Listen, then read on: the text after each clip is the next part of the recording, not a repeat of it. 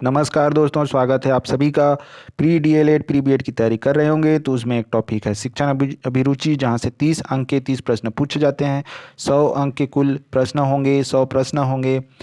Practice video series चल रहा है जिसका ये पार्ट 11 है। ऑलरेडी पार्ट 10 तक का वीडियो अपलोडेड है। अन्य topic pre DElEd pre BEd से संबंधित भी अपलोडेड है। नहीं देखा है तो इधर आई लिंक आता है, वहाँ जाकर उन वीडियोस को भी देख सकते हैं। इस तरह के प्रश्न आएंगे, इससे आपका एक अभ्यास होगा, आपको एक आइडिया प्राप्त होगा। चलिए आज का प्रश्न शुरू करते हैं। आज का पहला प्रश्न है, एक अध्यापक के लिए निम्न में से सबसे अधिक कठिन काम क्या हो सकता है?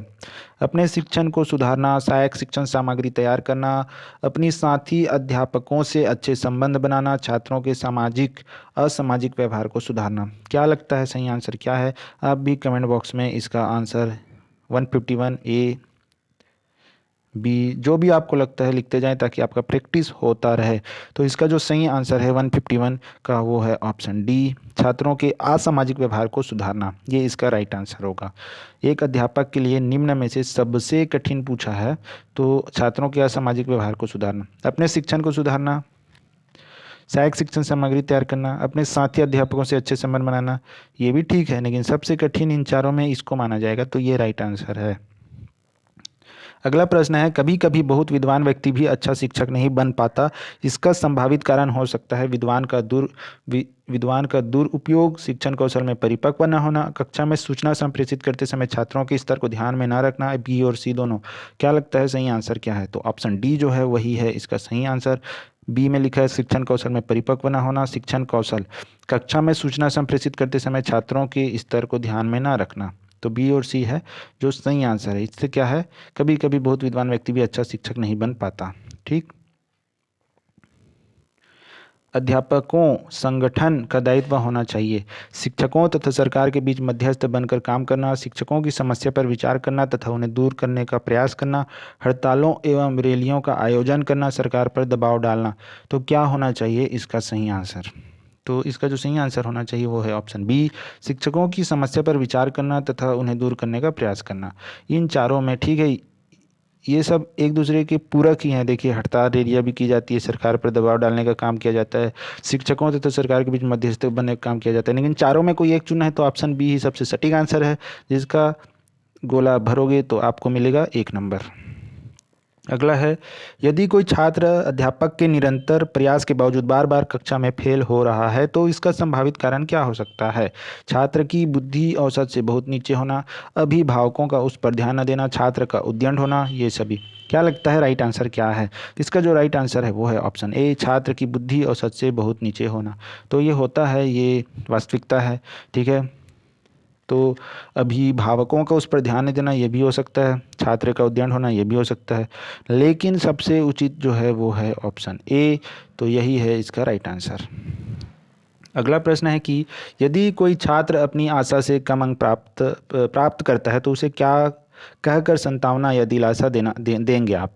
हो सकता है तुम्हारे उत्तर अति विचित्र होने के कारण परीक्षक को समझ में ना आए, परीक्षा में अंक कम मिलने के पीछे परीक्षक की लापरवाही भी हो सकती है, तुम्हें अपने परिश्रम में विश्वास रखना चाहिए, ये सभी। तो क्या होना चाहिए, आपको क्या लगता है इसका आंसर क्या होना चाहिए? आप भी कमेंट बॉक्स में लिखिए। 155 का क्या लग रहा है? सी लग रहा है कि हाँ सी लग रहा है कि आपको? हाँ, सी सही है, तुम्हें अपने परिश्रम में विश्वास रखना चाहिए। एक्चुअल आंसर यही है। ठीक है, तो ये नहीं होगा, ये नहीं होगा, ये भी नहीं होगा, तो ये है। अगला प्रश्न है कि शिक्षण व्यवसाय अन्य व्यवसायों से इसलिए उत्तम है क्योंकि इसमें उत्पाद का मूल्य निर्धारित नहीं किया जा सकता, उत्पाद जीते जागते रूप में अध्यापक की आत्मा संतुष्टि का माध्यम बनते हैं, वर्ष में छुट्टियां बहुत अधिक होती हैं, अध्यापक को समाज में उच्च स्थान दिया जाता है। इसका जो सही आंसर है वो है ऑप्शन बी, उत्पाद जीते जागते रूप में अध्यापक की आत्म संतुष्टि का माध्यम बनते हैं। अध्यापक बच्चों को पढ़ाता है, वही बच्चा आगे जाकर उससे भी बड़े पदों पर भी पद स्थापित होते हैं। तो ये सब आत्मसंतुष्टि देता है उस अध्यापक को जिसने उसे पढ़ाया। स्कूलों में विभिन्न कक्षाओं में प्रवेश देने हेतु आरक्षण का आधार होना चाहिए छात्र की खराब आर्थिक स्थिति, छात्र की जाति व धर्म, छात्र का अशिक्षित एवं पिछड़ा पारिवारिक परिवेश। ए और सी दोनों। क्या लगता है इसका सही आंसर क्या है? तो ऑप्शन सी जो है वो है सही आंसर। ठीक है, ऑप्शन सी। थोड़ा कन्फ्यूजिंग होगा, कठिन लग रहा होगा, लेकिन देखिए विभिन्न कक्षाओं में प्रवेश हेतु क्या छात्र की खराब आर्थिक स्थिति, अच्छी बात है, ये भी हो सकता है। तो छात्र का शिक्षित एवं पिछड़ा पारिवारिक प्रवेश, ये भी हो सकता है। तो इसका जो सही आंसर है वो हम सी नहीं, डी है इसका सही आंसर, क्योंकि छात्र की खराब आर्थिक स्थिति भी देख सकते हैं, छात्र का शिक्षित एवं पिछड़ा पारिवारिक परिवेश भी देख सकते हैं। जाति धर्म के आधार पे नहीं होना चाहिए, ए और सी इसका राइट आंसर है। ठीक, अगला है हमारा, उत्तरदायित्व की भावना को परखने के लिए निम्न में से किस पर ध्यान नहीं दिया जाता? काम को अपने लिए बोझ न मानना, काम को समय से पूरा करना, काम को सुंदरता के साथ किंतु देर में पूरा करना, काम करके प्रसन्नता का अनुभव करना। तो इसका जो सही आंसर है वो है ऑप्शन सी, काम को सुंदरता के साथ किंतु देर में पूरा करना। ठीक है, क्योंकि अन्य ऑप्शन इसलिए नहीं हो सकता, काम को अपने लिए बोझ मानना नहीं होगा भैया, काम को समय से पूरा करना और काम करके प्रसन्नता का अनुभव करना नहीं। उत्तरदायित्व की भावना को परखने के लिए निम्न में से किस पर ध्यान नहीं दिया जाता?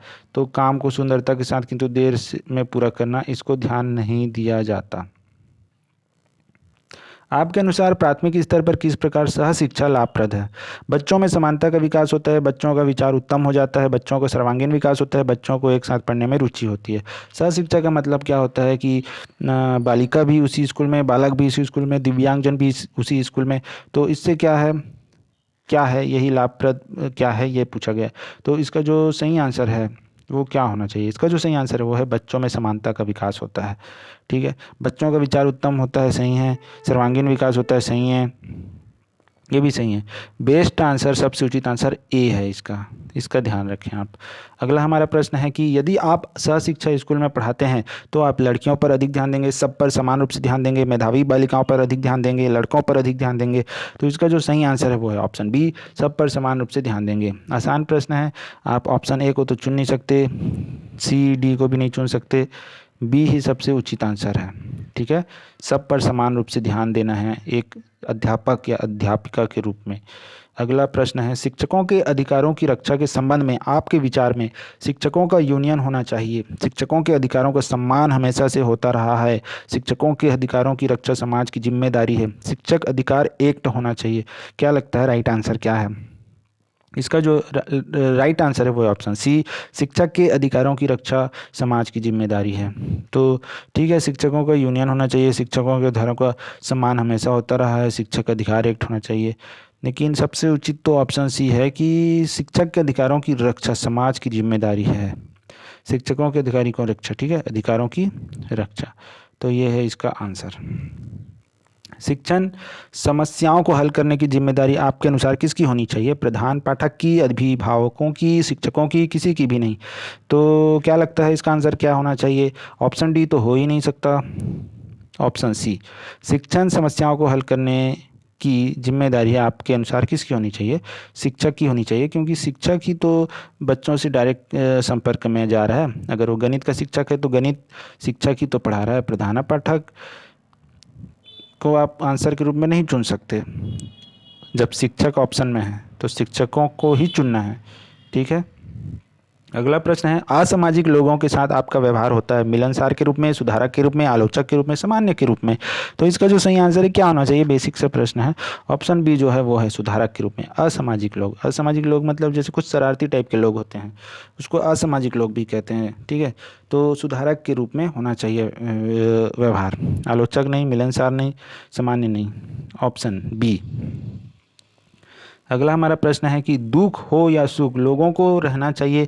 आपका मत है दुख में दुखी, सदैव हंसते रहना चाहिए, दोनों ही स्थिति में एक समान, सुख में खुशी। इसका सही आंसर जो है वो है ऑप्शन सी, दोनों ही स्थिति में एक समान। ठीक है, दुख या सुख लोगों को रहना चाहिए, दुख में दुखी ठीक है वो तो रहेगा ही, और सदैव हंस सकता नहीं, लेकिन दोनों स्थिति में एक समान संतुलन में रहना चाहिए। ठीक है, ऑप्शन सी आंसर था। लड़कियों को उतनी ही शिक्षा देनी चाहिए जितनी शिक्षा के द्वारा वे कुशल गृहिणी का दायित्व निभा सकें, आत्मनिर्भर बन सकें, बच्चों को प्रारंभिक शिक्षा दे सकें, एक सफल सहायक शिक्षक बन सकें। क्या लगता है इसका आंसर क्या है? क्या लगता है? बहुत अच्छा प्रश्न है, आपको क्या लगता है कमेंट बॉक्स में लिखिए। ए लगता है तो ए लिख दीजिए, बी लगता है तो बी, इसी तरह से लिखिए 165 बी कमेंट बॉक्स में नीचे।